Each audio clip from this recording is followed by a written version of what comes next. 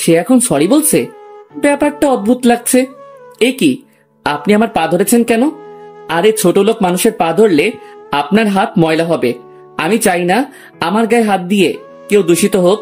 আর সকালে আপনার হাত ময়লা হয়েছে আমার গালে হাত দিয়ে, ভালো করে হাত ধুয়ে নিবেন। আপনার আমার উপরে রেগে থাকাটাই স্বাভাবিক, কিন্তু তবুও বলবো সরি। জানি এটা ক্ষমার অযোগ্য, তবুও চাইবো আমাকে মাফ করে দিন। আরে ভুল তো আপনি করেননি, করেছি আমি। তাই কারোর মাপ চাওয়ার হলে আমি চাইবো। আপনি হয়তো জানেন না, কাল রাতের ঘটনার ভুল বোঝাবুঝিতে আমি আপনার গায়ে হাত তুলেছি, কিন্তু আমার উদ্দেশ্য সেটা ছিল না। রাগের বশে করে ফেলেছি। আমি একটু বদরাগী, তাই আমার করা ভুলগুলোকে ক্ষমা করে দেন। আরে ছোট লোক মানুষ আপনি, আমার কাছে ক্ষমা চাইলে আপনিও ছোট লোক হয়ে যাবেন তো? আপনি এখনো সেই কথা নিয়ে পড়ে আছেন। আমি বলছি তো আমার ভুল হয়েছে। ও আচ্ছা, আপনার ভুল হয়েছে। তো আপনি কি ভুল করেছেন একটু শুনি। তো কাল রাতে আমার জ্বর এসেছিল বৃষ্টিতে ভেজার জন্য, আর আপনি সারা রাত জেগে আমার সেবা করে আমাকে সুস্থ করে তুলেছেন। আর তন্দ্রাচ্ছন্ন হয়ে আপনি আমার সাথে শুয়েছিলেন, আর আমি ভেবেছি আপনি আমাকে খারাপ কিছু করার চেষ্টা করেছেন, তাই রাগের বশে আপনাকে। থাক, আর বলতে হবে না। তা আপনি কিভাবে জানলেন এসব? আপনার বন্ধু সৌরভ আমাকে দুপুরের সবটা বলেছে। ও এই ব্যাপার। তাহলে দুপুরে যখন আঙ্কেলের সাথে কথা বলছিলাম, সৌরভ তখন উপরে এসে সব কথা বলে দিয়েছে। ওকে পরে জিজ্ঞাসা করা যাবে। আর এইদিকে প্লিজ আমাকে মাফ করে দিন। আমি তো আপনার বউ, তাই না? তাই আমার উপর আপনার সম্পূর্ণ অধিকার আছে। আর আপনার উদ্দেশ্য যদি খারাপ হতো তাহলে তো আপনি আমার শর্ত মানতেই অস্বীকার করতেন। আপনার বউকে কি ক্ষমা করা যায় না? জান্নাতের কণ্ঠে আমি আক্ষেপ দেখতে পেলাম। কিন্তু এত সহজে তো ওকে ক্ষমা করা যাবে না, আর ক্ষমা করলে ওকে বুঝতে দেওয়া যাবে না। ওকে একটু বাজিয়ে দেখতে হবে যে এই আক্ষেপটা কি সাময়িক নাকি চিরস্থায়ী। বউ, এই কথাটা আপনার মুখে মানায় না। আপনি বড়লোক বাবার একমাত্র মেয়ে, আমি ছোট লোক গরিব। আপনার কাছে অপমান জিনিসটা ক্ষণস্থায়ী হলেও এটা আমাকে অনেকটা আঘাত করেছে। যার জন্য এসেছিলাম, শুনলাম আপনি খাননি, তাই খাবার নিয়ে এলাম। খেয়ে নিন, শরীর খারাপ করবে। আমি খাবো না। আপনি আমাকে ক্ষমা না করলে আমি খাবো না। আমার ক্ষমা করার সাথে খাওয়ার কি সম্পর্ক? আছে, অনেক জটিল সম্পর্ক আছে। আচ্ছা, আপনি খেয়ে নেন, আমি ভেবে দেখব। তাহলে আপনি খাইয়ে দেন। কি বলেন, আমার হাতে খাবেন? আপনার সম্মানে লাগবে না তো আবার? এখন কিন্তু রেগে যাচ্ছি। না, এই মেয়েকে রাগিয়ে লাভ নেই। ক্ষমা চেয়েছে সেটা তো কখনই করে দিয়েছি, কিন্তু এটা ওকে বুঝতে দেওয়া যাবে না।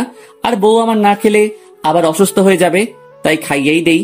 কিছু হলে তো আমারই হবে। আপনাদের কি আমার 10টা না 5টা না, একটা মাত্র সুন্দরী বউ। আচ্ছা বসুন, আমি খাইয়ে দিচ্ছি। জান্নাত চুলগুলো ঠিক করে আমাকে নিয়ে খাটে বসালো, আর আমার সামনে বসে পড়লো, ঠিক যেমন বাচ্চারা করে তেমন। আমি এর আগেও চাচাতো, খালাতো, ছোট ভাই বোনদের খাইয়ে দিয়েছি, তাই এক্সপেরিয়েন্স আছে। আমি জান্নাতকে খাইয়ে দিতে লাগলাম, আরো বাচ্চাদের মতো শব্দ করে খেতে লাগলো। এটা দেখে হাসি থামাতে পারছিলাম না, তবুও অনেক কষ্টে হাসি চেপে রেখেছি। জান্নাত খাচ্ছে ঠিকই, কিন্তু ওর মনোযোগ আমার মুখশ্রীর দিকে। ড্যাব ড্যাব করে তাকিয়ে আছে। আমাকে খাইয়ে দিচ্ছেন, আপনি খেয়েছেন? আমার খাওয়া না খাওয়ার সাথে আপনার কি সম্পর্ক? সম্পর্ক আছে, তাই তো জিজ্ঞেস করেছি। খেয়েছি আমি। আর কিছু বলল না। জান্নাতকে খাইয়ে দিয়ে আমি নিচে চলে আসলাম। আঙ্কেল নিচে বসে আছেন। বাবা, মেয়েটা খেয়েছে? হ্যাঁ, আমি খাইয়ে দিয়েছি। আমাকে বাঁচালে বাবা। আমার মেয়েটা আসলে অনেক জেদি। একবার রাগ করলে সহজে রাগ ভাঙে না, আর একটু বাচ্চাদের মতো। আমি জানি না তোমাদের মধ্যে কি হয়েছে, তবে এটুকু বলবো যে ওকে কোনোদিন কষ্ট পেতে দিও না বাবা। আমার মা মরা একমাত্র মেয়ে। আঙ্কেলের কথাগুলো ঠিকই, আমি চাই না ওকে কষ্ট দিতে, তবুও ওকে একটু পরীক্ষা করে দেখতে হবে। সন্ধ্যা হয়ে এসেছে, প্রায় ছাদে বসে আছি। সৌরভ এসেছিল, ওকে ফোন দিয়েছিলাম ফ্যাক্টরির জন্য। প্রয়োজনীয় মেশিন আর যন্ত্রপাতি কিনতে পাঠিয়েছি টাকা দিয়ে। সব অর্ডার করে রেখেছি, ও শুধু সেগুলো আনবে আর সব গোছগাছ করবে। একটা সিদ্ধান্ত নিয়েছি, যেটা সৌরভকে পরে জানাবো। হঠাৎ কারোর গলার আওয়াজে পেছনে তাকালাম। আওয়াজটা চেনা। হ্যাঁ, এটা জান্নাতের গলা। আর পেছনে জান্নাত দাঁড়িয়ে আছে, হাতে কফির মগ। কি ভাবছেন এত মশগুল হয়ে? তেমন কিছু না, নতুন ফ্যাক্টরির ব্যাপারে। আপনি নতুন ফ্যাক্টরি দিচ্ছেন নাকি? খুব বড় না, তবুও। ও মা, এটা তো ভালো কথা। ও হ্যাঁ, আপনার সাথে একটা কথা বলার ছিল। হ্যাঁ, বলে ফেলুন। আপনাদের ঢাকা শিল্প এলাকায় যে পরিত্যক্ত ফ্যাক্টরিটা আছে, সেটাতেই আমার ফ্যাক্টরি দিচ্ছি। তো কি হয়েছে? এটা নিয়ে কি বলার আছে? আছে, অনেক কিছু আছে। প্রথমত ফ্যাক্টরিটা আমার না, আপনার। আর আমি কোনো কিছু বিনামূল্যে ইউজ করি না। তাই বলুন, ওইটার জন্য কত ভাড়া দিতে হবে? 100 কোটি মাত্র প্রতি মাসে? ওমর খোদা, কি তখন আমনে 2 ইঞ্চি জায়গার এত ভাড়া? এত টাকা দিয়ে তো ওই রকম 20-25টা ফ্যাক্টরি কেনা যাবে। আচ্ছা, আপনি আমার কি হন? আমার জানা মতে আপনার স্বামী। আপনি কি ভাবেন? সেটাই তো। আমার বাবা কি আরো 4-5টা ছেলে মেয়ে আছে? আমার জানা মতে না। আপনি আর কে আবার? তাহলে আপনি আমার স্বামী হয়ে আমাকে ভাড়া দেবেন? তাহলে এই সকল সম্পত্তির মালিক আমি, আর বিয়ের পর আমার স্বামী। তাই আপনার জিনিস আপনি যেখানে খুশি ব্যবহার করুন, কিনুন, বেচুন, যা ইচ্ছা করুন। আমাকে জিজ্ঞেস করার কিছু নেই। আমি ছোট লোক হতে পারি, কিন্তু এতটা নিচ না, ঠিক আছে? আপনি যা ভাবেন তাই। জান্নাত রাগে গজগজ করতে করতে চলে গেল। আমি কফিটা শেষ করে নিচে নামলাম। রাত হয়ে গেছে প্রায়। সৌরভ চলে এসেছে। ওর কাজ কমপ্লিট, সব ব্যবস্থা করা হয়ে গেছে। আর ও নিয়োগ বিজ্ঞপ্তিও দিয়ে এসেছে। ও বলল যে সবকিছু ঠিকঠাক থাকলে 2 দিন পরেই ফ্যাক্টরি চালু করতে পারবো।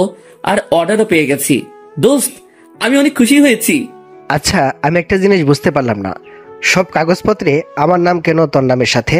শালা, তোর কি মনে হয় এটা আমার একার পরিশ্রমে সম্ভব হয়েছে? তুই না থাকলে আমি কোনো দিনও এত দূর আসতে পারতাম না। তাই ফ্যাক্টরির অর্ধেক মালিকানা তোর। এটা কি করে হয়? সব হয়। তুই আমার বন্ধু না ভাই? আমার যা আছে সব তোর, খালি বউটা বাদে। শালা, তুই মানুষ হবি না। যেটা ভাবস তুই। আচ্ছা, ভাবির কি খবর? তুই যেমন ব্যবস্থা করেছিস তেমন। মানে? শালা, তুই তো সবই বলে দিছিস। ও আমার কাছে মাপ চাইছে, আমি মনে মনে করে দিছি, কিন্তু ওকে বুঝতে দেই নাই। দেখতে হবে ও কতটা ভালোবাসে আমাকে। আচ্ছা, কিন্তু বেশি কষ্ট দিয়ে ফেলিস না। সেটা আবার বলতে হয় নাকি? রাতে ডিনার টেবিলে সবাই একসাথে ডিনার করলাম। সৌরভের সাথে বসে কিছুক্ষণ ফ্রি ফায়ার খেললাম। ও আবার খুব গেম পাগল, আর অনেক ভালো খেলে। রাত অনেকটা হয়েছে, 11টা বাজে। আমি আবার বেশি রাত জাগি না কারণ ছাড়া। তাই সৌরভকে রুমে পাঠিয়ে আমিও ঘুমাতে গেলাম। রুমে প্রবেশ করতেই দেখতে পেলাম জান্নাত বসে আছে, হয়তো আমারই জন্য অপেক্ষা করছে। আমি চেঞ্জ করে নিলাম আর বিছানা থেকে একটা বালিশ নিয়ে সোফার উদ্দেশ্যে যেই পা বাড়াবো তখনই। এর মানে আপনি আমাকে স্ত্রী বলে মানেন না? কেন সোফায়? আই, কোথায় যাচ্ছেন? না, বিছানায় শোবেন আমার সাথে, সোফায় যেতে হবে না। না, আমি চাই না গতকাল রাতের ঘটনার পুনরাবৃত্তি ঘটুক। রুমে প্রবেশ করতে দেখতে পেলাম জান্নাত বসে আছে, হয়তো আমার জন্য অপেক্ষা করছে।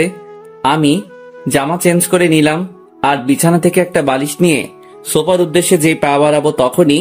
এই, কোথায় যাচ্ছেন? কেন সোফায়? না, বিছানায় ঘুমান আমার সাথে, সোফায় যেতে হবে না। না, আমি চাই না গতকাল রাতের ঘটনাটার পুনরাবৃত্তি ঘটুক। আপনি এখনো আমাকে ক্ষমা করতে পারেননি, তাই না? কখন বললাম যে আমি আপনাকে ক্ষমা করে দিয়েছি? কেন, আপনি কি কোনোদিন আমাকে ক্ষমা করবেন না? সেটা সময় বলবে, আমি না। আচ্ছা, বিছানায় ঘুমালে কি কোনো সমস্যা? হ্যাঁ, সমস্যা, অনেক বড় সমস্যা। কি সেটা? আপনি। তাহলে আপনি বিছানায় শুয়ে পড়ুন, আমি সোফায় শুয়ে পড়ছি। একজন ছেলে হয়ে একজন মেয়েকে সোফায় শুতে দেব? আপনি বিছানায় না ঘুমালে আমি মাটিতে বিছানা করে শুয়ে পড়ব। পাগল হয়েছেন? মাটিতে? তাহলে কি করব? আপনি তো বিছানায় শুবেন না বলছেন। কিন্তু আপনাকে মাটিতে ঘুমাতে দেই কেমন করে? তাহলে দুজন একসাথে ঘুমাই। অনেকক্ষণ ভেবেচিন্তে। আচ্ছা, কিন্তু শর্ত আছে। কি শর্ত? মাঝখানে কোলবালিশ থাকবে। চলবে না, দৌড়াবে। আমি বিছানায় শুয়ে পড়লাম, সাথে জান্নাত তো।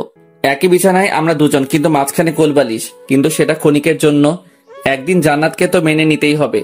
সকালে ঘুম ভাঙলো, বুকের উপর ভারী কিছু অনুভব করলাম। তাকিয়ে দেখি জান্নাত আমাকে আষ্টে পৃষ্ঠে জড়িয়ে ধরে আছে। কোলবালিশটা নেই, হয়তো বিছানার নিচে পড়ে আছে। জান্নাতের চুলগুলো ছড়িয়ে আছে সারা মুখ জুড়ে। ওর চুলগুলো অনেক বড়, আজকালকার মডার্ন মেয়েদের মতো না। ওর চুলগুলো থেকে একটা মিষ্টি ঘ্রাণ পাচ্ছি। হাত দিয়ে চুলগুলো সরিয়ে দিলাম। নিষ্পাপ লাগছে ওকে খুব। মন চাচ্ছে কপালে একটা ভালোবাসার পরশ এঁকে দেই। জান্নাত গভীর ঘুমে আছে, তাই কপালে একটা চুমু দিলাম। হয়তো টের পাবে না। সকাল অনেকটা হয়েছে, তাই জান্নাতকে আস্তে করে সরিয়ে উঠে পড়লাম। উঠতে মন চাইছিল না, তবুও কাজ আছে, তাই উঠে পড়লাম। বাইরে গেলাম, বাগানে একটু হাঁটাচলা করলাম। কাজের বুয়া খালাকে চা দিতে বললাম, উনি চা বানিয়ে এনে দিলেন। কফি তেমন একটা ভালো লাগে না। চা খাচ্ছিলাম, সৌরভও এসে হাজির। ও আমার সাথে বসে চা খেতে লাগলো। ফ্যাক্টরিতে যাব, একটু ওর সাথে নাস্তা করে বেরিয়ে পড়লাম। আঙ্কেল বলল যে কি যেন একটা কাজ আছে, যদি পারি তাহলে যেন করি। আমি জিজ্ঞেস করে বললেন যে জান্নাতের খালাতো বোন ইউএসএ থেকে আসছে, ওনাকে আনতে যেতে এয়ারপোর্টে। আমি বললাম যে নিয়ে আসবো, সমস্যা নেই। আঙ্কেল আমাকে ফ্লাইটের টাইম আর সব বলে দিলেন। ফ্যাক্টরিতে সব ঠিকঠাক চলছে। লোক নিয়োগ দেওয়া হয়েছিল, যার ফলে অনেকে ইন্টারভিউ দিয়ে গেছে।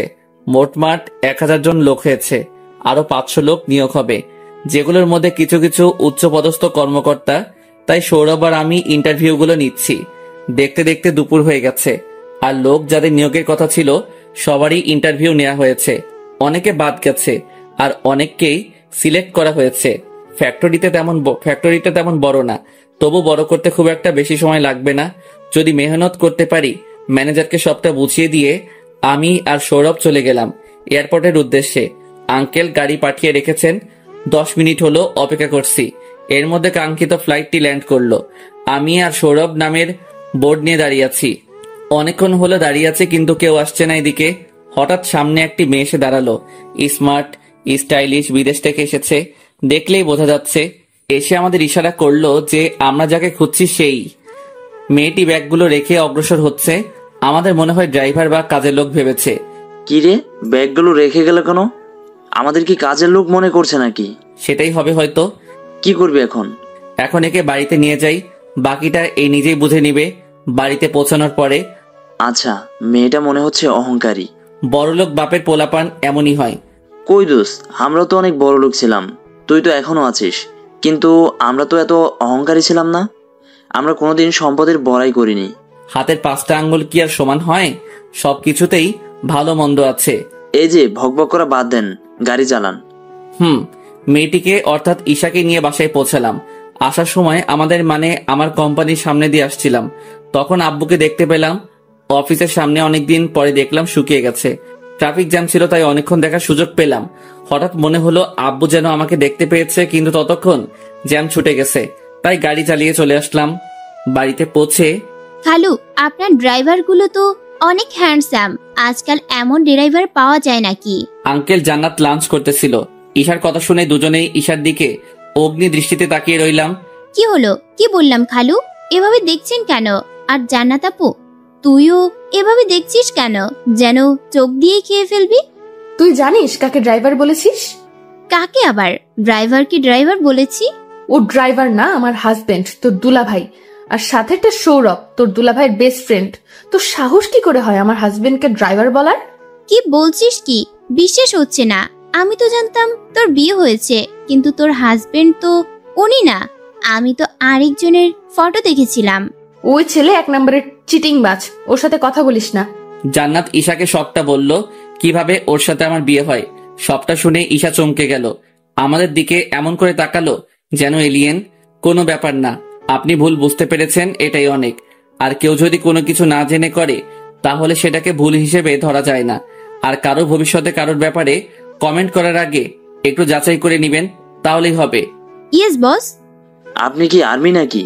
আপনি তো বলে দিলেন আমি কি। আসলে আপনি আর্মি? ও সেনাবাহিনীর কর্নেল। ওমা, কি তা কোন? তাহলে বিদেশি কেন? ট্রিটমেন্টের জন্য। ও আচ্ছা। এখন সুস্থ হয়েছেন? জি। আচ্ছা, তাহলে রেস্ট নিন, অনেকটা পথ জার্নি করে এসেছেন। ধন্যবাদ। আরে কি বলিস তুই এগুলো আপু? যা সত্য তাই বললাম। তোর হিংসা হয় নাকি? আমার আবার হিংসা হচ্ছে কোথায়? তোর চেহারা দেখলেই বোঝা যাইতেছে। আচ্ছা, আমি হিংসা করি? এখন চল ওপরে চল, তোর দুলাভাইকে খাবার দিয়ে আসি। জান্নাত খাবার বেড়ে দিয়ে গেল, খেয়ে নিলাম। বিকেলে ঈশার সাথে জমিয়ে গল্প করলাম। মেয়েটাকে যতটুকু অহংকারী ভেবেছিলাম তার উল্টা খুব মিশুক, কিন্তু আর্মি অফিসার। চেহারা দেখলে মনে হয় খুব গম্ভীর। রাতে সবাই মিলে বসে বসে লুডো খেলছিলাম, তখনই সৌরভের ফোনে কল আসে। সৌরভের ফোন দিয়ে খেলছিলাম, তাই স্পষ্ট নাম্বারটা ভেসে উঠল, আন্টি দিয়ে সেভ করা। সৌরভ মোবাইল নিয়ে একটু দূরে সরে গেল। হ্যালো, আসসালামু আলাইকুম। ওয়ালাইকুম আসসালাম। কেমন আছিস? জি আন্টি, ভালো আছেন? এই তো বাবা। তা সাব্বিরের কোনো খবর জানিস? না আন্টি, সাব্বিরের খবর আমি জানবো কি করে? তোর আঙ্কেল নাকি দেখে সাব্বিরকে। আঙ্কেল দেখেছে? কখন, কবে? আগে বল তুই, সাব্বিরের কোনো খবর জানিস কি না? আন্টি, আমি জানি না সাব্বির কোথায় আছে, আর জানলেও বলবো না। আপনারা যা করছেন ছেলেটার সাথে, ও বেঁচে থেকেই মরে গেছে। এসব বলে লাভ নেই আন্টি, যা ভুল করেছেন তার মাসুল তো ভোগ করতেই হবে। সৌরভ ফোন কেটে আবার লুডো খেলতে বসে পড়ল। সৌরভ ভাইকে ফোন দিয়েছিল, সাব্বিরকে খুঁজছিল। কেউ না, পুরনো অতীত, মানে কিছু না। সাব্বির, তুই একটু সাইডে আয়। বলো। একটু দূরে সরে গিয়ে। তোর মা ফোন দিয়েছিল। জানি, পরে কি? বলো যে তোর ঠিকানা বলতে, ওনার তোর কাছে মাপ চাইছে। মামার বাড়ির মোয়া নাকি? চাইলো আর পেলো? আমার কেউ নেই, আমি এতিম। অনেক কান্নাকাটি করছিল, বলছিল জীবনে সব থেকে বড় ভুল করেছে তোকে সেদিন বিশ্বাস না করে। ভুল, এই শব্দটা আমার রক্তের সাথে মিশে গেছে। আর আবার যদি ফোন দেয় বলে দিস সাব্বির মারা গেছে। অন্যদিকে ঈশা আর জান্নাত ভাবছে কি হলো হঠাৎ করে আমার, আর কি বা রহস্য আছে এই ফোন কলে। এটা নিশ্চিত সাব্বির ভাইয়ার বাড়ির কল। কিন্তু আমার জানা মতে সাব্বির তো এতিম। তুই ভুল জানিস, হয়তো সাব্বির ভাই কিছু লুকাচ্ছেন তোর থেকে। হতে পারে, কিন্তু কি সেটা? তুই জিজ্ঞেস করে নিস। আমাকে বলবে না কেন? জান্নাত বাসরাতের কথা সবটা খুলে বলে ঈশাকে। এইরকম একটা মানুষকে তুই মেরেছিস? হ্যাঁ, আমার অনেক বড় ভুল হয়েছিল, সবটা না জেনে জেদের বশে করেছি। আর যাই হোক, আমার অভিজ্ঞতা থেকে বলতে পারি ভাইয়া খারাপ মানুষ না, কিন্তু ভাইয়ার ভেতরে অনেক রহস্য আছে। কি সেটা? তোর হাজবেন্ড তুই বের কর। তার আগে তো আমাকে তার মেনে নিতে হবে। একটা সিস্টেম আছে ভাইয়ার কাছে যাওয়ার। বল বল, তাড়াতাড়ি বল। ঈশা জান্নাতকে কানে কানে সব বলে কিভাবে কি করতে হবে। আমি আর সৌরভ এসে বসলাম ওদের সাথে লুডো খেলার জন্য। আমি খেলবো না। কেন, কি হয়েছে? শরীরটা কেমন যেন লাগতেছে। হঠাৎ করে কি হলো? এই তো কিছুক্ষণ আগেও দিব্যি ছিলেন। আরে অসুস্থতা কি বলে কয়ে আসে নাকি?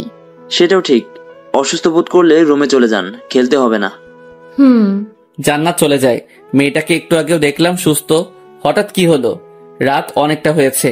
সৌরভ আর ঈশা রুমে গেছে ঘুমাতে। আমিও গেলাম রুমে, গিয়ে জান্নাতের পাশে কোলবালিশ দিয়ে শুয়ে পড়লাম। ঘুম চলে এসেছিল। তখনই জান্নাতের একটা হাত আমার উপর এসে পড়লো। আমি সরাতে গেলে বুঝতে পারলাম জান্নাতের জ্বর এসেছে। আমি শিওর না যে ওর জ্বর এসেছে, কিন্তু একটু আগেও তো সুস্থই ছিল। এখন আবার কি হলো? আমি ওর কপালে হাত দিলাম চেক করার জন্য। হ্যাঁ, সাংঘাতিক জ্বর এসেছে। হাত পুড়ে যাচ্ছে আমার, সারা শরীর দিয়ে আগুন বেরোচ্ছে। এখন কি করব আমি? ওই দিন রাতের সব কথা মনে পড়ে গেল, কিন্তু ওকে এভাবে ফেলে রাখতেও তো পারি না। তাই ভাবলাম যা হবার হবে, আগে ওর সুস্থ হওয়া দরকার। তাই জান্নাতকে আগের দিনের মতো ট্রিটমেন্ট করতে লাগলাম, কিন্তু জ্বর কমছে না। তাই ভাবতে লাগলাম কি করব। ডাক্তার ডাকবো? রাত তো অনেকটা হয়েছে, ডাক্তারই বা পাবো কোথায় এখন? জান্নাত হঠাৎ অস্পষ্ট স্বরে কিছু বলতে চাইছে। কিছু বলবে? জান্নাত হাতের ইশারায় ডাকলো, বলো। তোমার জ্বর আসলো কিভাবে সেটাই তো বুঝতে পারছি না। জান্নাত আমার পোলো টি শার্টের কলার ধরে টান দিল। আমি জান্নাতের উপরে পড়লাম। ওর ঠোঁটের উপর আমার ঠোঁট। ওর নিঃশ্বাস অনেক গরম হয়ে আছে। জ্বরের কারণে এমনটা হয়েছে। জান্নাতের আধো আধো খোলা চোখ আমার চোখের দিকে তাকিয়ে আছে। সাব্বির, প্লিজ আমাকে ক্ষমা করে দাও। আমি হয়তো আর বাঁচবো না, তাই প্লিজ আমার প্রতি আর রাগ করে থেকো না। আমাকে তোমার স্ত্রীর অধিকার দাও। কি বলবো বুঝতে পারছি না। জান্নাত আমার কাছে ক্ষমা চাইছে, এগুলো হয়তো জ্বরের ঘরে বলছে। আরে আপনি জ্বরের ঘরে কি বলছেন এসব? আমি যা বলছি মন থেকেই বলছি। জান্নাতের গরম নিঃশ্বাস আমাকে পাগল করে দিচ্ছে। আর যতই হোক, আমি একজন পুরুষ। জান্নাত আমাকে কাছে টেনে নিল, আরো কাছে, অনেক কাছে। ওর ঠোঁট আমার ঠোঁটে ক্রমাগত ভালোবাসা খুঁজে যাচ্ছে। আমি আর নিজেকে কন্ট্রোলে রাখতে পারলাম না, নিজেকে ওর কাছে সঁপে দিলাম। বাকিটা ইতিহাস। আর আমি সায়েন্সের ছাত্র, তাই ইতিহাস খুব একটা ভালো ব্যাখ্যা করতে পারি না, তাই বাকিটা ইমাজিন করে নেন। অতঃপর সকালে ঘুম ভাঙলো, কানে পানি অনুভব করলাম। মনে হচ্ছে কানে পানি প্রবেশ করছে, কিন্তু বিছানায় পানি আসবে কি করে? ও শিট, কালকে রাতের কথা মনে পড়ে গেল। আমি এটা কিভাবে পারলাম? জান্নাতের অসুস্থতায় মেয়েটা আমাকে কতটা নীচ ও খারাপ ভাবে। ছি ছি, এটা কিভাবে পারলি তুই সাব্বির? নিজেই নিজেকে বললাম। বিছানার পাশে তাকিয়ে দেখলাম জান্নাত দাঁড়িয়ে আছে, চুল ঝাড়ছে, হয়তো মাত্র গোসল করে এসেছে। আমাকে জান্নাতের কাছে ক্ষমা চাইতে হবে। ও কি আমাকে ক্ষমা করবে? জান্নাত, দেখুন কালকে রাতে যা হয়েছে সবটা আমার অনিচ্ছায়। আমি নিজেকে কন্ট্রোল করতে পারিনি। আমি কিভাবে পারলাম এটা করতে? প্লিজ আমাকে ক্ষমা করে দাও। আমি আজ থেকে সোফায় শোবো, না হলে আবার সমস্যা হবে। এসব জান্নাত খুব মন দিয়ে শুনছিল। ওর মনে কি চলছে জানি না, মুখটা অনেক গম্ভীর করে রেখেছে। জান্নাত আমার কাছে আসলো, হয়তো লাথি উষ্টা চট থাপ্পড় দিবে, তাই চোখ বন্ধ করে নিলাম। এটাই আমার প্রাপ্য। কিন্তু কিছু সময় অতিক্রান্ত হওয়ার পরেও কিছু অনুভব করলাম না, কিন্তু কারোর চাপা হাসির আওয়াজ পাচ্ছি। চোখ খুলে দেখলাম জান্নাত মুখে হাত দিয়ে হাসছে। আমার তাকানোতে এবার জোরে জোরে শব্দ করে হাসতে লাগলো। না। এই কি ব্যাপার, আপনি হাসছেন কেন? পাগল হয়ে গেছেন নাকি? বাট আপনি একটা পাগল। কিভাবে? আরে নিজের স্ত্রীর সাথে আপনি যা খুশি করেছেন, এতে আবার ক্ষমা চাওয়ার কি আছে? আর স্বামী হিসাবে আপনি এক রাত কেন 1000 রাত্রি আমাকে ভালোবাসতে পারেন, এতে দোষের কি আছে? কি বলবো বুঝতে পারছি না। আমি যা ভেবেছিলাম তার উল্টোটা ঘটেছে। আপনার মাথা ঠিক আছে নাকি এখনো জ্বরের ঘরে আছেন? আমি এখনো ঠিক আছি, আর গতকাল রাতেও ছিলাম। মানে গতকাল রাতে ঠিক ছিলেন মানে? মানে হয়েছে কি, গতকাল রাত্রের সবটা সাজানো ছিল, নাটক ছিল। নাটক হয় কিভাবে? আপনার তো জ্বর ছিল, সেটা কি মিথ্যা? জ্বরটা তৈরি করা হয়েছিল পেঁয়াজের কারিশমায়। ও মাই খোদা, মানে আপনি? হ্যাঁ, এই সবটা আমাকে শিখিয়েছে ঈশাজি। ও তলে তলে এত কিছু? তলে তলে সিএনজি চলে আর আমি চালালেই হরতাল? এই আপনার এইসব কথা বাদ দেন, মাথার উপর দিয়ে যায়। যা হবার হয়েছে, বেশ হয়েছে। তাহলে আবার হয়ে যাক বলে একটা দুষ্টু হাসি দিলাম। আপনি তো সেই অ্যাডভান্স লেভেলের। আপনার তুলনায় কমই আছি।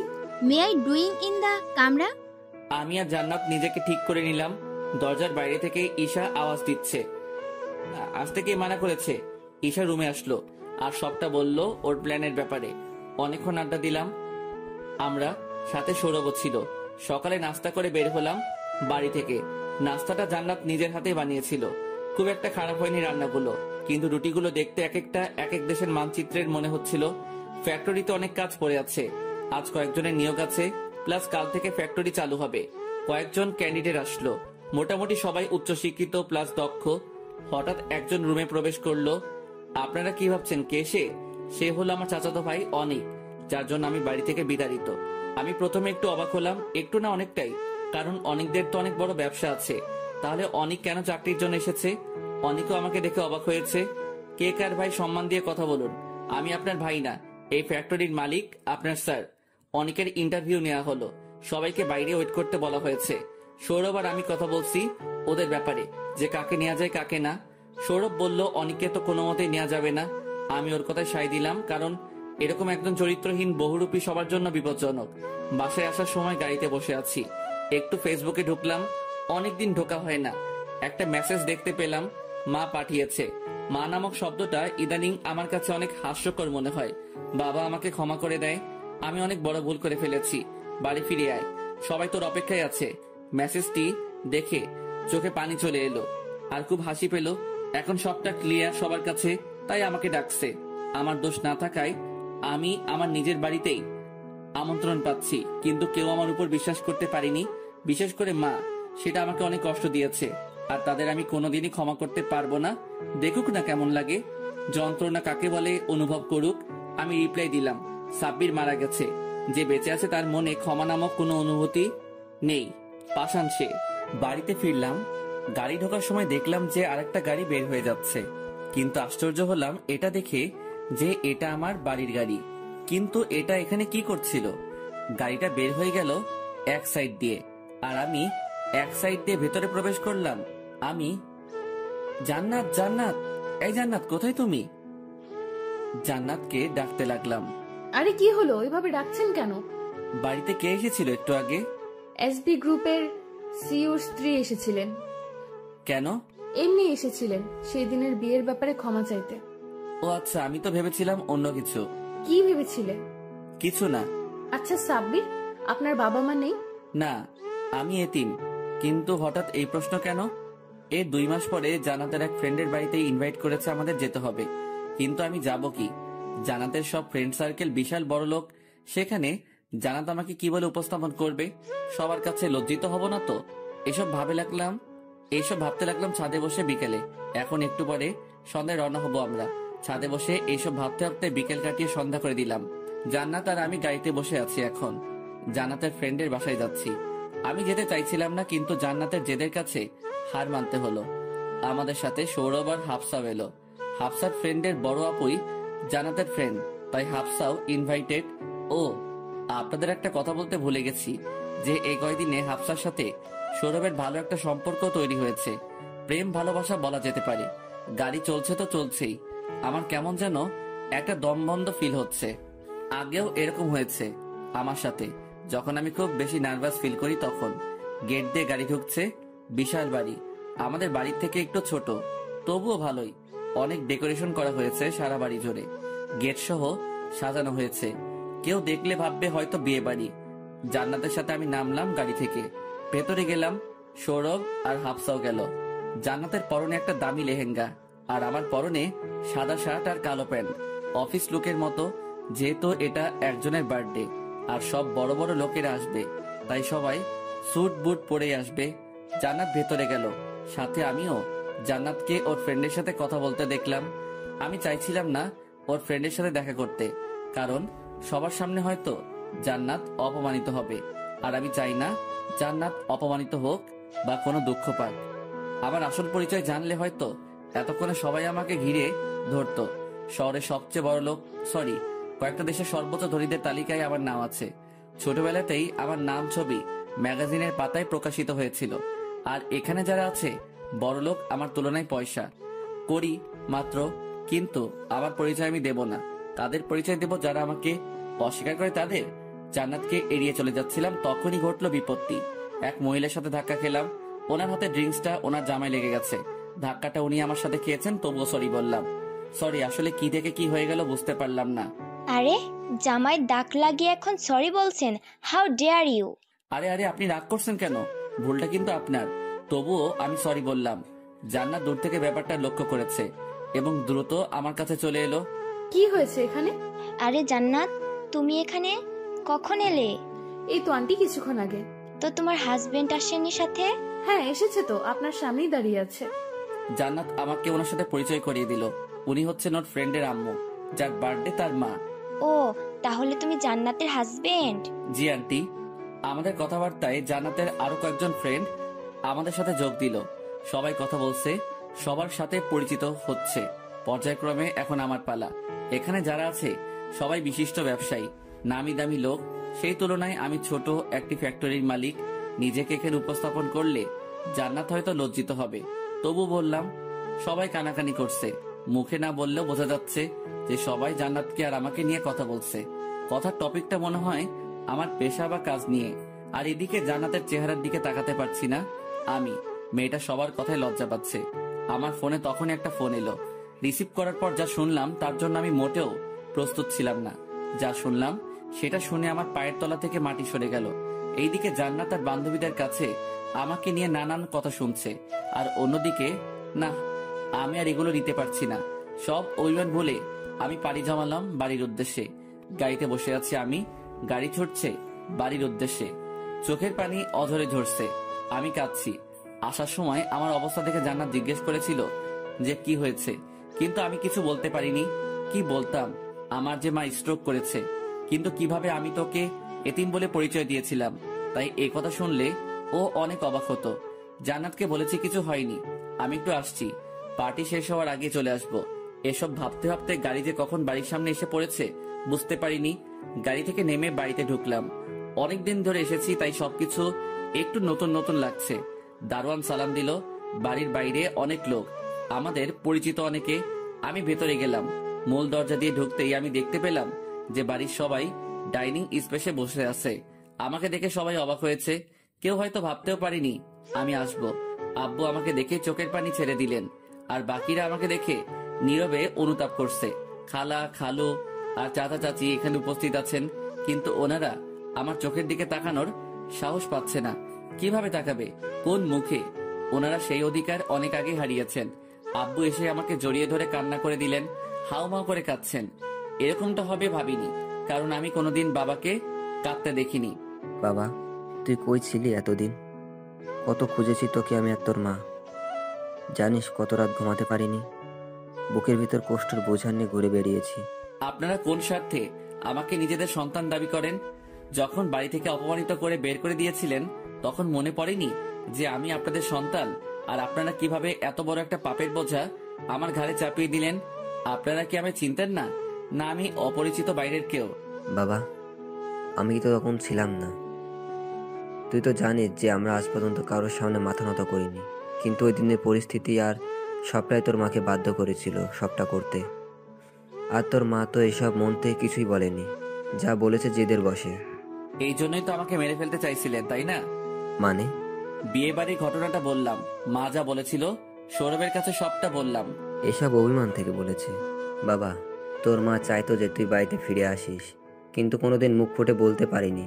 সেটা আশেপাশের মানুষ আর জেদ থেকে। কিন্তু যেদিন তোর মা জানতে পারে যে তুই নির্দোষ, সবটাই অনেক আর রিমঝিমের কারসাজি, তখন তোর মা অনেক খুশি হয়েছিল। সেদিন তোর খালা খালু আর বাকিদের অনেক অপমান করে তোর মা। তোকে বাড়ি থেকে বের করে দেওয়ার পরে তোকে বাড়ি থেকে বের করে দেওয়ার কষ্টে খাওয়া দাওয়া বন্ধ করে দেয়।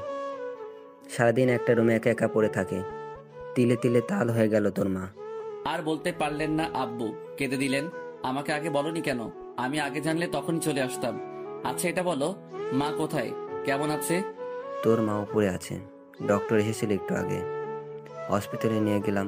পরীক্ষা নিরীক্ষা করে বলল যে একটু জন্য স্টক করেনি, কিন্তু শরীর খুব দুর্বল। এইভাবে চলতে থাকলে অনেক বড় সমস্যা হবে। তোর মা মারাও যেতে পারে। আমি উপরে চলে গেলাম। মা ঘুমাচ্ছেন, ডাক্তার ওষুধ দিয়ে গেছে। আমি মায়ের পাশে গিয়ে বসলাম। মা কারোর উপস্থিতি টের পেয়ে চোখ খুললো, কিন্তু কিছু বলছে না, নীরবে চোখে জল ফেলছে। আমি বলতে লাগলাম, কি হলো? আমাকে দেখে অবাক হচ্ছেন? এখনো মরিনি। বাবা, তুই আমাকে ক্ষমা করে দে। আমি অনেক বড় ভুল করেছি তোকে অবিশ্বাস করে। আমি চাইনি এমনটা করতে, কিন্তু পরিস্থিতি আমাকে বাধ্য করেছে। বেঁচে আছি, এখন ক্ষমা চাওয়া হচ্ছে? কান্নায় বলতে পারছি না, গলা ধরে আসছে আমার। আয় বাবা, বুকে আয়, অনেকদিন তোকে আদর করি না। আমি মায়ের কাছে গেলাম।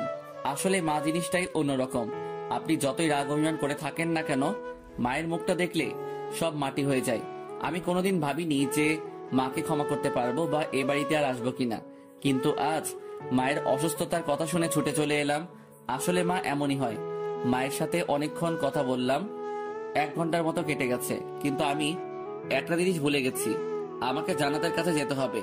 বেচারি একা একা সেখানে কি করছে না জানে, আমাকে নিয়ে টেনশন করতেছে হয়তোবা। মায়ের থেকে বিদায় নিয়ে নিচে আসলাম। আব্বুকে বলতে যাব যে আমি বাইরে যাব। তখনই আব্বু বলল যে আমাকে কোথায় জানি যেতে হবে। এখন আব্বুকে মানা করি কিভাবে? আব্বুকে কিভাবে বলবো যে তার ছেলে তার বৌমার কাছে যাচ্ছে?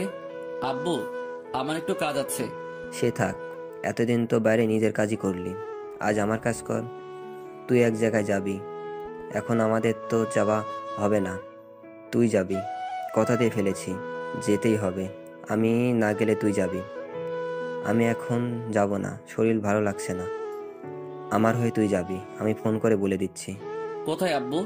আমার এক ছোটবেলার বন্ধুর মেয়ের জন্মদিন আজ, সেই পার্টিতে। কোথায় সেটার কতক্ষণ লাগবে? আমি বেশি সময় দিতে পারবো না, যাবো আর আসবো। সে তুই যা করার করিস, কিন্তু আমার বন্ধুর সাথে দেখা করে চলে আসবি। আর ওর মেয়েকে উইশ করি যদি পারিস। আচ্ছা আমি যাচ্ছি, ঠিকানা দাও। আব্বুর কাছ থেকে ঠিকানা চাইলে একটা কাগজে লিখে দিল। আমি বেরিয়ে যাচ্ছিলাম, তখনই আব্বু ডাক দিল, এই ছেলে, এদিকে আয়। কেন আবার, কি হলো? কোথায় যাচ্ছিস? তুমি যেখানে পাঠাচ্ছ সেখানে। নিজের পোশাক দেখেছিস? আমার ছেলে হয়ে এই পোশাকে যাবি সেখানে? আরে তাড়াহুড়োই ভুলে গেছি। আমি রেডি হয়ে এলাম। আমি আমার রুমে চলে গেলাম। সবকিছু গোছগাছ করাই আছে আগের মতো, তাই রেডি হতে সময় আসলো না। রেডি হয়ে নিচে আসলাম। কি পড়েছি সেটা পরে জানবেন। আব্বু বলল গার্ড নিয়ে যা, অনেক মানুষ আর শত্রুর তো অভাব নেই, তাই হামলা হতে পারে। আমি বাইরে বেরিয়ে এলাম, আর কয়েকজন গার্ড এসে আমাকে গাড়ি পর্যন্ত নিয়ে গেল। একে একে 7টা BMW গাড়ি চলছে, মাঝখানের ল্যাম্বরগিনি গাড়িতে আমি। গাড়ি ছুটছে আব্বুর দেয়া ঠিকানায়। পড়ালেখা নিয়ে একটু ব্যস্ত সময় পার করছি, তাই গল্প দিতে দেরি হয়। গাড়িতে বসে আছি আমি, আর কি হবে সেখানে যাওয়ার পর সেটা নিয়ে ভাবছি আর হাসছি। ভেবেছিলাম সৌরভকে বলবো, বললে অতটা মজা পাবে না, যেহেতু ও যেখানে আছে তাই ওকেও সারপ্রাইজটা দেওয়া যাবে। কারণ আব্বু যে ঠিকানাটা দিয়েছে সেটা আর কোথাও না, সেটা জান্নাতের বান্ধবীদের বাসায়। ওর বাবাই হয়তো আব্বুর ফ্রেন্ড, তাই ইনভাইট করেছে। আব্বু হয়তো এতক্ষণে ফোন দিয়ে বলে দিয়েছে যে আমি আসছি, তাই সবাই আমাকে ওয়েলকাম জানানোর জন্য হয়তো গেটে দাঁড়িয়ে আছে। আসলেই নিয়তি কাকে কখন কোথায় কিভাবে দাঁড় করায় সেটা বোঝা দেয়। একটু আগেও সবাই আমাকে যেভাবে দেখছিল সেভাবে আর দেখবে না। আর আমাকে নিয়ে যে এত কথা বলা হচ্ছিল, সমালোচনা, সেটা একটু পরে গুণকীর্তনে রূপান্তরিত হবে। দেখতে দেখতে আর এসব ভাবতে ভাবতে আব্বুর দেওয়া ঠিকানায় পৌঁছে গেলাম। গেটে অনেকে দাঁড়িয়ে আছে। আগেই বলেছিলাম যে পুরোটা বাড়ি বিয়ের বাড়ির মতো সাজানো, আর বাড়িটাও বিশাল। বাড়িটার বর্ণনায় আসা যাক। বাড়িটাতে প্রবেশ করতে হয় বিশাল বড় গেট দিয়ে, আর তারপর দুপাশ জুড়ে বিশাল মাঠ, আর তার সামনে রাজপ্রাসাদের মতো বাড়িটা। গেটে দিয়ে শো শো করে 7টা গাড়ি ঢুকলো। গেটের সবাই গাড়ির পিছনে আসছে। 7টা গাড়ি, তাই সবার চোখে পড়ে গেছে। অনেকে তাকিয়ে আছে সেদিকে। গাড়িগুলো মাঠের একপাশে সিরিয়ালে দাঁড়ালো। গাড়িগুলো থেকে গার্ডসটা বের হলো। জান্নাত সহ সবাই মাঠে এসে উপস্থিত হয়েছে দেখার জন্য কে এসেছে। জান্নাতের ফ্রেন্ডরা সবাই বলা বলি করছে, কে এলো রে? মনে হচ্ছে অনেক বড় লোক। ছেলে না মেয়ে? এত দামি গাড়ি, স্টাইল আছে বলতে হবে, ইত্যাদি ইত্যাদি। গাড়িগুলো থেকে গার্ডস বের হয়ে এলো। একে একে সব কয়টাকে কোরিয়ান বডিগার্ড মনে হচ্ছে। বডিগার্ডদের দেখলে যে কেউ ক্রাশ খাবে। সবাই উৎসুক ভাবে ল্যাম্বরগিনি গাড়ির দিকে তাকিয়ে আছে। এটা দেখার জন্য যে কেউ বের হয়ে গাড়ি থেকে কে আছে গাড়িতে। পার্টি লাইট সব গাড়ির দিকে ফোকাস করা। ডিজে গান বাজানো বন্ধ করে দিয়েছে। সবার মনোযোগ এখন গাড়ির দিকে। গাড়ি থেকে আমি বাইরের সবটা দেখছি। আমার খুব হাসি পাচ্ছিল। মনে হচ্ছিল হেসে হেসে মাটিতে গড়াগড়ি খাই। জান্নাতের বান্ধবী ও বন্ধু সহ সবার মুখ হা হয়ে রয়েছে। এত বড় করে হা করেছে যেন আস্ত একটা টাইটানিক জাহাজ ঢুকে যাবে। গার্ড দরজা খুলে দিল। আমি হাতটা বের করলাম, গাড়ির দরজার উপরে রাখলাম, তারপর পা বের করলাম। সবাই তাকিয়ে আছে। এবার পুরোপুরি ভাবে সবার সামনে প্রকট হলাম। অনেকের মুখ বন্ধ হয়ে গেছে, ব্রেনটা কাজ করা বন্ধ করে দিয়েছে আমাকে দেখে। এরই মধ্যে জান্নাত তো ভ্যাবলার মতো তাকিয়ে আছে আমাকে দেখে। ক্রাশ খেয়েছে মনে হয় নতুন করে। আমি একেবারে নীল স্যুট, সাথে নীল প্যান্ট যেটা শার্টের সাথে সংযুক্ত, কালো সানগ্লাস আর স্টাইলিশ বুট, হাতে রোলেক্স ঘড়ি। আরো স্টাইলিশ হওয়া যেত, কিন্তু এটাই মার্জিত স্টাইল। আমি পকেটে হাত ঢুকিয়ে হাঁটছি, আর পেছনে আর সামনে থেকে আমাকে ঘিরে রেখেছে বডিগার্ডরা। আমাকে দেখছে সব উৎসুক জনগণ। এখানে অনেক বড় বড় ভিআইপি উপস্থিত আছেন। সবাই আমার সাথে হাত মিলাতে আসলো, কারণ তারা যত বড় ভিআইপি হোক না কেন আমি তাদের চেয়ে বড় ভিভিআইপি। গার্ডসরা আমার আশেপাশে কাউকে ঘেঁষতে দিচ্ছে না। জান্নাত আমাকে দেখে অবাক হচ্ছে আর ভাবছে যে একে তো দেখতে একেবারে সাব্বিরের মতো, কিন্তু সাব্বির হঠাৎ এভাবে কি করে সম্ভব? সৌরভ আমাকে দেখে আমার দিকে এগিয়ে আসলো। গার্ডসরা ওকে চেনে তাই আসতে দিল। সৌরভ আমার সাথে কথা বলছে, এটা দেখে জান্নাত ভাবছে যে সৌরভ যেভাবে ওর সাথে কথা বলছে এভাবে তো সাব্বিরের সাথে কথা বলে, কিন্তু সাব্বির আসবে কোথা থেকে এখানে? আর এত দামি গাড়ি আর গার্ড পাবে কোথা থেকে? সৌরভ আর আমি কথা বলছিলাম। কি রে দোস্ত, এই বেশি হঠাৎ করে কি করে? হয় সব হয়। সৌরভকে সবটা খুলে বললাম। এর মধ্যে জান্নাত এসে উপস্থিত হলো। সাথে সাথে ওর বান্ধবীরাও।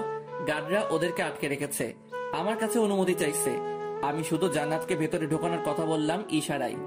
জান্নাত আমার সামনে এসে দাঁড়ালো। চোখে অভিমান দেখতে পাচ্ছি।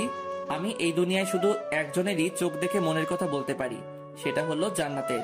কি হলো, এভাবে তাকিয়ে আছো কেন? তুমি এখানে এভাবে হঠাৎ করে, তাও আবার এই বেশে? এসব পরে শুনতে পারবে। অনেক বড় কাহিনী, বাসায় গিয়ে বলবো, কেমন? আচ্ছা, কিন্তু তুমি কে এটা একটু ক্লিয়ার করে বলবে? জান্নাতের কাঁধে হাত দিয়ে আমার বুকের সাথে চেপে, আমি তোমার স্বামী, হয়েছে? সেটা আমি জানি, সবাই জানে। যেটা সবাই জানে না সেটা বলো। শুনতে চাও? SB group of industrial future CEO. জান্নাতের বান্ধবীরা সবাই সাইডে দাঁড়িয়েছিল। ওরা সবটা শুনতে পেল। মনে মনে অনেক লজ্জিত হলো এটা ভেবে যে কোথায় ওরা আর কোথায় আমি, আর ওরাই কিনা আমাকে অপমান করেছে একটু আগে। সবাই আমার কাছে ক্ষমা চাওয়ার জন্য আসলো, কিন্তু গার্ডসরা ওদের আমার কাছে ঘেঁষতে দিল না। আমি আর জান্নাত বাড়ির ভেতরে প্রবেশ করলাম। জান্নাতের ফ্রেন্ডের বাবা মানে আব্বুর বন্ধুর সাথে দেখা করতে যাচ্ছিলাম, কিন্তু উনি চলে এলেন। ওনার সাথে কতক্ষণ কথা বললাম। বাবা, তুমি তো একা আসবে শুনছিলাম, কিন্তু সাথে যে তোমার স্ত্রীকে নিয়ে আসবে সেটা বলনি কেন? আঙ্কেল, আমি একাই এসেছি। আমার ওয়াইফ আপনার মেয়ের বান্ধবী, তাই ও আগে চলে এসেছে। ও আচ্ছা বাবা, তাহলে তুমি পার্টি এনজয় করো, আর কোনো সমস্যা হলে আমাকে জানিও। আচ্ছা আঙ্কেল, এখানে বেশিক্ষণ থাকবো না, তাই জান্নাতের বান্ধবী লিনাকে উইশ করে চলে যাব। আমি সেদিকে অগ্রসর হলাম। আমি এগোচ্ছি আর চারপাশে গার্ডস। জান্নাতের বান্ধবীদের কাছে এলাম। গার্ডের হাত থেকে গিফটের প্যাকেটটা নিলাম, নিয়ে লিনাকে দিলাম। লিনা গিফটটা খুললো। ভেতরে একটা ডায়মন্ড নেকলেস। লিনা সহ সবাই সেটা দেখে প্রশংসা করছে। লিনা সহ বাকিদের বলছি, কখনো কারো চেহারা আর পোশাক দেখে তার যোগ্যতা বিচার করবেন না। এমনও হতে পারে যে সে এমন কিছু করলো যে মুখ দেখাতেই লজ্জা করবে। বাই আমাকে সরি বলতে লাগলো। আমি সেটা পাত্তা না দিয়ে চলে আসলাম। বাইরে পেছনে জান্নাত আসলো। সৌরভ আর হাফসা বাইরে দাঁড়িয়ে আছে। পার্টি শেষ হওয়ার আগে আমি চলে যাব। জান্নাতকে, সৌরভকে সহ হাফসাকে গাড়িতে নিয়ে বসালাম। গাড়িগুলো এক এক করে বেরিয়ে যেতে লাগলো। সবাই সেদিকে তাকিয়ে রইল। যেভাবে সবাইকে তাক লাগিয়ে প্রবেশ করেছিলাম সেভাবে চলে যাচ্ছি। জান্নাত আমার পাশে বসে আছে, পেছনের গাড়িতে সৌরভ আর হাফসা। ড্রাইভার গাড়ি চালাচ্ছে। কোথায় যাচ্ছি সেটা জান্নাত জানে না। এই, তুমি কোথায় নিয়ে যাচ্ছ একটু বলবে? আমার বাড়ি। তোমার বাড়ি মানে? কেন, আমার বাড়ি থাকতে পারে না? থাকতে পারে, কিন্তু তোমার সবটা আমার কাছে রহস্যময় লাগছে। তুমি নিজেকে সেই দিন এতিম বললে, আমরা জানতাম তোমার তেমন কিছুই নেই। আজ হঠাৎ এত কিছু দেখে আমার তো মাথা এখনো হ্যাং হয়ে আছে। একটু পরে তোমার সব ডাউট ক্লিয়ার হয়ে যাবে। কিন্তু কিভাবে? তুমি তো কিছুই বলছো না। বলবো না, দেখাবো। গাড়িগুলো একে একে আমাদের প্যালেসে ঢুকলো। এটা আমার বাড়ির নাম। জান্নাত চারিদিকে তাকিয়ে বাড়িটা দেখছে। ওদের বাড়ি থেকে অনেক বড় আর অনেক সুন্দর। বাড়িটার সাইডে বিশাল পার্কিং লট, তার পাশে মাঠ আর তার সাথে গ্রিন হাউস, আর সবার সামনে বিশাল বাড়ি। গাড়িগুলো পার্কিং এ প্রবেশ করাতে বললাম গার্ডদের। আমি জান্নাতের হাত ধরে ওকে গাড়ি থেকে নামালাম। আমি জান্নাতকে নিয়ে বাড়িতে প্রবেশ করছি, আর পিছনে সৌরভ আর হাফসা সৌরভকে আমার ব্যাপারে জিজ্ঞেস করছে। বাড়িতে প্রবেশ করে কাউকে দেখতে পেলাম না। রাত 9:30 বাজে। এই টাইমে সবাই ডিনার করতে আসে, তাই সবাইকে ডাকলাম। সবাইকে বলতে আব্বুকে আর আম্মুকে। মাকে ফাইজা রোলিং চেয়ারে বসিয়ে নিয়ে এলো, আমার ডাকে না। সবাই এই টাইমে খেতে আসে, আমি না ডাকলেও চলে আসতো। আমাদের বাড়ির আবার একটা নিয়ম আছে যে সবার একসাথে খাবার খাওয়া। আমার ডাকে কিছুক্ষণের ভেতর বাড়ির বাকি সবাই বেরিয়ে এলো। চাচা, চাচি আর খালা এসেছিল মায়ের অসুস্থতার খবর পেয়ে। সাথে রিমঝিমকেও দেখতে পেলাম। রিমঝিমকে দেখে পুরনো সব ঘটনাগুলো মনে পড়ে গেল। যেতে মন চাইতেছিল কয়েকটা থাপ্পড় বসাই। আমি রিমঝিমের দিকে অগ্নি দৃষ্টিতে তাকিয়ে রইলাম। খালা ব্যাপারটা বুঝতে পারলেন আর রিমঝিমকে উপরে চলে যেতে বলবেন, কিন্তু রিমঝিম উপরে না গিয়ে আমার সামনে এসে দাঁড়ালো। হঠাৎ আমার পায়ে পড়ে কান্না করতে লাগলো। সাব্বির ভাই, আমাকে মাফ করে দেন। আমি অনেক বড় ভুল করেছি। আপনার মতো ফেরেশতার মতো মানুষের গায়ে কলঙ্ক দিয়েছি। ভাই, আমাকে মাফ করে দেন। আপনি চাইলে আমাকে যে কোনো শাস্তি দিতে পারেন। আমি ওই দিন অনেকের ভয়ে সবটা মিথ্যা বলেছিলাম। হঠাৎ এমনটা হবে আমি ভাবতে পারিনি, কিন্তু ঘটনার আকস্মিকতায় আমি পাথরের মতো দাঁড়িয়ে আছি। আমার চোখ বেয়ে টপ টপ করে পানি পড়তে লাগলো। ব্যাপারটা এমনই, উদাহরণস্বরূপ আপনার সামনে একটা ছোট্ট বাচ্চা পড়ে গিয়ে বা যে কোনো ভাবে ব্যথা পেল, সে ততক্ষণ পর্যন্ত কাঁদবে না যতক্ষণ কেউ তার ব্যথায় ব্যথিত হচ্ছে। যেমন কেউ এসে বা দেখতে পেয়ে বলল যে আহারে কতটা লেগেছে, খুব ব্যথা পেয়েছিস না, আয় ওষুধ লাগিয়ে দিচ্ছি। আর যদিও কাঁদে, সীমিত আকারের কাঁদবে, কিন্তু যখনই আপনি বা কেউ তাকে সান্ত্বনা দিতে যাবেন, তার ব্যথাটা বা কষ্টটা অনুভব করে তার ব্যথায় ব্যথিত হবেন, তখন দেখবেন সে আর কান্না থামিয়ে রাখতে পারবে না। আমার ক্ষেত্রেও একই ঘটনা ঘটেছে। আমি জান্নাতের হাত ধরে কাঁদছি, জান্নাত আমাকে সান্ত্বনা দিতে লাগলো। আমি বাচ্চাদের মতো ওর কাঁধে মাথা দিয়ে কাঁদতে লাগলাম। একদম কাঁদবে না, বাচ্চাদের মতো কাঁদছে দেখো।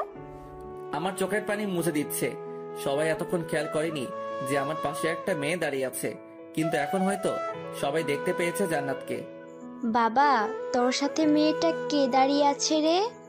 আমি যা ভেবেছিলাম তাই হলো। এখন জান্নাত পর্ব শুরু হবে। স্টার জলসার মতো জান্নাতের পরিচয় দিতে হবে আমাকে, এটাই সবচেয়ে ভালো সুযোগ। সবাই একসাথেই আছে। এই মেয়েটিকে সবাই জানতে চাও? আমি সবার উদ্দেশ্যে সবাই হ্যাঁ সূচক মাথা নাড়ালো। তোর বলতে হবে না, আমিই বলছি। কে এই মেয়ে? তুমি জানো ও কে? বৌমা। মায়ের এই কথা শুনে আমার থোতাজি এক হাত নিচে নেমে গেছে। জান্নাত যে আমার বউ সেটা আমি আর সৌরভ ছাড়া কেউ জানে না। আমি যে বিয়ে করেছি সেটাই কেউ জানে না। তাহলে মা জানলো কিভাবে? আমার মতো সবাই অবাক হয়েছে। আমি হয়েছি শকে, আর সবাই হয়েছে সারপ্রাইজে। বাড়ির সবাই জান্নাতের দিকে তাকিয়ে আছে, এমন ভাবে জান্নাতকে দেখছে যেন জান্নাত কোরবানির গরু আর আমরা হাটে এসেছি গরু কিনতে। জান্নাত আমার হাত ধরে আছে, ঘামছে। মা, ও মা, তুমি তো আমার সারপ্রাইজে 12টা থুকু 13টা বাজিয়ে দিয়েছো, কিন্তু আগে এটা বলো যে জান্নাত যে আমার বউ সেটা কিভাবে জানতে পারলে? আরে সব সৌরভের কারসাজি। তুই যে বিয়ে করেছিস, কোথায় ছিলি? আমাকে সৌরভ বলেছে। আমি ওই দিন জান্নাতকে দেখতে যাই, অনেকক্ষণ কথা বলি, পরে তোর আসল পরিচয় বলে দেয়। জান্নাত তো কয়েক হাজার জান্নাত তো কয়েক হাজার ভোল্টের শক খেয়েছিল এই কথা শুনে। মায়ের এই কথা শুনে আমি জান্নাতের আর সৌরভের দিকে তাকালাম। জান্নাত মাথা নিচু করে দাঁড়িয়ে আছে।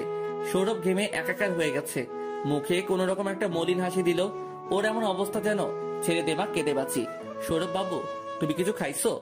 হ বাবু, অনেক কিছুই খাইছি, এত রাতে ভরা পেটে নতুন কিছু খেতে চাই না। বলে হাফসার হাত থেকে ছুটে দিল দৌড়। ওর দৌড় দেখে মা সহ সবাই হাসতে হাসতে মাটিতে গড়াগড়ি খাচ্ছে।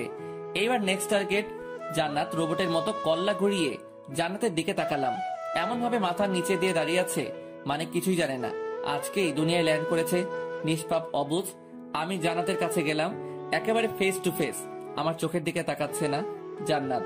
ফর্সা মুখ লাল হয়ে গেছে, চোখের দিকে তাকালেই মায়ায় পড়ে সব বলে ফেলবে। জান্নাত, আলে আমার বাবুটা ভয় পাইতেছে নাকি? আমি কি আমার বাবুকে কিছু বলবো? না, তুমি তো অনেক ভালো। কিন্তু মনটা বর্তমানে কালো। এই কথা বলার সাথে সাথে মনে হলো যে আমি বাড়ির সবার সামনে দাঁড়িয়ে আছি আর এসব করছি। সবার দিকে তাকালাম, সবাই হাসছে, মনে হয় কমেডি হচ্ছে এখানে। আমি আর কথা বাড়ালাম না। সৌরভকে পরে দেখবো। জান্নাতকে নিয়ে রুমে গেলাম, ফ্রেশ হয়ে নিচে আসলাম। সবাই আমাদের জন্য অপেক্ষা করছে খাবার টেবিলে। জান্নাত আর আমি ডিনার সারলাম। জান্নাতের আব্বু মানে আঙ্কেলকে ফোন দিয়ে বললাম সবটা। উনি খুশি হলেন অনেক। সাথে সৌরভের আম্মু মানে আমার সেকেন্ড আম্মুকে ফোন দিয়ে সবটা বললাম। উনিও অনেক খুশি হলেন, খুশিতে কেঁদে দিলেন। রাতের ঘুমটা কোন রকমে ঘুমালাম, কিন্তু শান্তি মতো ঘুমাতে পারলাম না। সকাল 7টা-8টা নাগাদ দুইজন বডিগার্ড আমাকে ডাকতে ডাকতে উপরে চলে আসলো। হাঁপাচ্ছে দুজনেই। কি হয়েছে, তোমরা এমন করছো কেন? স্যার, বিপদ হয়ে গেছে। আমাদের ম্যাম মানে জান্নাত ম্যাডামকে গেটের সামনে থেকে কে যেন তুলে নিয়ে গেছে 2টা গাড়ি দিয়ে। ও শিট, কি করেছিলে তোমরা? আর জান্নাত এত সকালে গেটেই বা গেল কিভাবে? স্যার, আমরা ম্যামকে বেরোতে দেখেছিলাম, কিন্তু হঠাৎ যে এরকম কিছু হবে আমরা ভাবতে পারিনি। তোমরা ওই গাড়ির পিছনে না গিয়ে আমার কাছে আসলে কেন? স্যার, আমাদের 3 গাড়ি ভর্তি গার্ডস গেছে এই গাড়ি দুটোর পিছনে, কিন্তু এখনো ধরতে পারিনি। কোথায় আছে ওরা? সেটা এখনো জানা যায়নি। আমাদের গাড়িগুলো ফলো করতে গেছে, বাট কোনো খবর দেয়নি। এই খবরটা শুনে ঘুম সব উড়ে গেছে।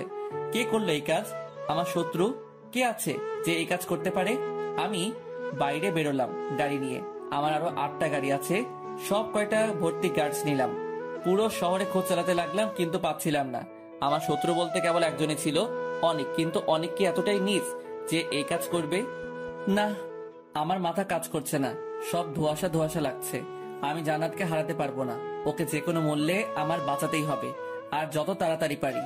অনেকের নাম্বারে ফোন লাগালাম, ফোন বন্ধ। এখন ওকে সন্দেহ হচ্ছে আমার। ওকে আজ পেলে জ্যান্ত পুঁতে ফেলবো। বিকেল গড়িয়ে সন্ধ্যা হয়ে গেছে, জান্নাতের কোনো খোঁজ পাইনি। বাড়ির কেউ জানে না যে জান্নাত নিখোঁজ। আমি বলিনি, কারণ টেনশন করবে। আমাদের 2টা চোখ, 8টা মোট 10টা গাড়ি জান্নাতের খোঁজে আছে, কিন্তু এখন আমি কোনো খবর পাচ্ছি না। 2টা গাড়ি কোথায় গেল এখনো কোনো আপডেট দিচ্ছে না। হঠাৎ ফোনে একটা মিস কল আসলো, তারপর একটা মেসেজে লেখা যে জান্নাতকে বাঁচাতে চাইলে শহরের বাইরের পরিত্যক্ত স্টেডিয়ামে চলে আয় দ্রুত। এই মেসেজটা দেখে মনে একটু শান্তি পেলাম যে জান্নাত এখনো বেঁচে আছে। আমি গার্ডদের গাড়ি ছোটাতে বললাম। গাড়িগুলো মিনিট 35-এর ভেতর উক্ত ঠিকানায় পৌঁছে গেল। আমি গাড়ি থেকে নামলাম। গার্ডরা চারিদিকে থেকে স্টেডিয়ামটা ঘিরে ধরলো, সব গেটে গেটে দাঁড়ালো। আমার সাথে 30 জন গার্ড। আমি স্টেডিয়ামে প্রবেশ করলাম। একটা পুরনো ফ্যাক্টরির মতো দেখতে পেলাম, কিন্তু স্টেডিয়ামে ফ্যাক্টরি কেমন যেন না আজব। একটা ভাঙা জানালা দিয়ে দেখতে পেলাম যে জান্নাতকে একটা পিলারের সাথে বেঁধে রাখা হয়েছে, আর অনেকগুলো লোক দেখতে পেলাম। আমি একটু নড়তে গেলে অনেক জোরে সাউন্ড হলো। সবাই আওয়াজের উৎস খোঁজার জন্য আমাদের দিকে অগ্রসর হলো। আমি আর দেরি না করে ভেতরে ঢুকে পড়লাম। যা হয় হবে, মরবো না হয় বাঁচবো। আরে আরে, আমাদের মাস্টারমাইন্ড চলে এসেছে যে, কিন্তু এতক্ষণ সময় লাগলো যে? একটা লম্বা চুলওয়ালা লিডার টাইপ লোককে। আপনি বলুন তো, আর আমার স্ত্রীকে কেন তুলে এনেছেন? ও, আপনি তাহলে জামাইবাবু, সব নষ্টের মূল। আরে আপনি কে সেটা বলুন তো, আর কি চান? ও, আমাকে ভুলে গেছো? আমি সেই ডন যার হাত থেকে এই মেয়েকে বাঁচিয়ে নিয়ে এসেছো। সবটা এবার পরিষ্কার। এই সবের পেছনে ডন ল্যান্ড মাফিয়া যে জান্নাতকে ওর বিয়ের দিন কিডন্যাপ করেছিল তার হাত। কিন্তু আমাকে মেসেজ করলো কে? আর আমার আরো 2 গাড়ি গার্ডসটা কোথায়? চিনেছি, কিন্তু কি চাই আপনার সেটা বলুন, আর এখান থেকে ফুটুন। আমার যা চাই তা তো আমি নিবই, সাথে তোমার আর এই মেয়ের সব সম্পত্তিও নিব। এত সোজা? আইনে বেশি চালাকি করবি না। চালাকি করবি ওই যে তোর গার্ড দেখছিস, ওদের মতো হাল করব। এই কথাটা বলেই একদিকে ইশারা করলো। তাকিয়ে দেখলাম ওই 2 গাড়ির গার্ডরা রক্তাক্ত অবস্থায় পড়ে আছে। দেখ ভাই, তোর যা চাই তাই দিব, কিন্তু প্লিজ ওকে কিছু করিস না। এই তো ভদ্র ছেলের মতো কথাবার্তা। নে, এইবার এই কাগজটায় সাইন করে দে। আমি একবার জান্নাতের দিকে তাকালাম আর একবার দলিলে, কিন্তু আমার কাছে আমার ভালোবাসাই বেশি দামি, তাই সাইন করে দিলাম। নে ভাই, সাইন করে দিয়েছি, এবার ওকে ছেড়ে দে। সেটা সম্ভব না। আমার ছোট ভাইয়ের ওকে পছন্দ হয়েছে, কয়েকদিন ওর সাথে মাস্তি করুক, তারপরে ওকে নিয়ে যাস। এই কথা বলার সাথে সাথে মাথায় রক্ত উঠে গেল। কুত্তার বাচ্চা, তোর সাহস কি করে হয় এই কথা বলার? তোর জিব্বা কেটে কুত্তাকে খাওয়াবো। আমি আমার গার্ডসদের ফায়ার করতে বললাম। তুমুল মারামারি চলছে, গোলাগুলি, ওই মাফিয়ার লোকজনই মারা যাচ্ছে, কিন্তু কিছুক্ষণের জন্য মাফিয়া উদাও হয়ে গেল। আমি কোথাও দেখতে পেলাম না। তখন উপর থেকে দেখতে পেলাম ওই লোকগুলি চালাচ্ছে। আমি জান্নাতকে আগলে ধরলাম, কিন্তু তবুও গুলি চলছে। আমার হাতের পেশিতে একটা গুলি লাগলো, আমি মাটিতে পড়ে গেলাম। উঠে দাঁড়িয়ে জান্নাতকে প্রোটেকশন দিচ্ছিলাম, তখনই আবার একটা গুলি চললো, কিন্তু গুলিটার সামনে জান্নাত চলে এলো, আর আমি জান্নাত বলে চিৎকার দিলাম। সব যেন স্লো মোশন হয়ে গেছে, কিন্তু গুলিটা জান্নাতে লাগলো না, লাগলো আরেকজনের গায়ে। আমি ভাবতেও পারিনি এমন কিছু হবে। আমার উদ্দেশ্যে চালানো গুলিটা জান্নাত নিজের গায়ে নিতে গেলে অনেক মাঝখানে এসে পড়ে, আর গুলিটা ওর বুকের ডান পাশে লাগে। আমার গার্ডরা ওই ডনকে গুলি করে দেয়। আমি অনেকের কাছে গেলাম, কিরে তুই মাঝখানে এলি কেন? কিন্তু তাই বলে নিজের জীবন দিয়ে? আরে সেসব পরে হবে, আমি তোকে মাফ করে দিছি। গার্ডস, পুলিশে খবর দাও আর গাড়ি বের করো, ওকে হাসপাতালে নিতে হবে। আমি অনেককে হাসপাতালে নিয়ে গেলাম, অনেকটা রক্ত পড়ে গেছে, তাই 1 ব্যাগ রক্ত দিলাম। ডাক্তার অপারেশন থিয়েটারে গেছে, আর আমরা মানে বাড়ির সবাই বাইরে বসে আছি। বাইরে বসে বসে ভাবছি যে কি থেকে কি হয়ে গেল। ডাক্তার বলে গেছে যে অনেকের অবস্থা অনেক ক্রিটিক্যাল। রিমঝিম বাইরে বসে কান্না করছে কোলে, ওর ছেলেটাকে দেখে অনেক মায়া হচ্ছে। ডাক্তার অপারেশন থিয়েটার থেকে বের হলো, সবার মাঝে টান টান উত্তেজনা। অনেকের কিছু হয়নি তো? আসলে গুলিটা একটুর জন্য ওর ফুসফুসে আঘাত করিনি, না হলে বাঁচাতে পারতাম না। এর মানে সব ঠিক আছে? আলহামদুলিল্লাহ, আমি নিশ্চিত হলাম অনেকের মৃত্যুর বোঝা আমায় আর মাথায় নিয়ে ঘুরে বেড়াতে হবে না। অনেককে কেউ এখনো দেখতে যায়নি, সবাই আমার দিকে তাকিয়ে আছে। আমি ওকে ক্ষমা করেছি কিনা সেটা জানতে চাইছে। আমি কেবিনে প্রবেশ করলাম, আমার পেছনে আরো কয়েকজন ডাক্তার বেশি কোলাহল করতে মানা করেছে। অনেকের জ্ঞান ফিরেছে, ও আবার আমার কাছে মাপ চাইতে লাগলো আগের মতো। এইবার আমি আর মাফ না করে পারলাম না, ওকে মাফ করে দিলাম।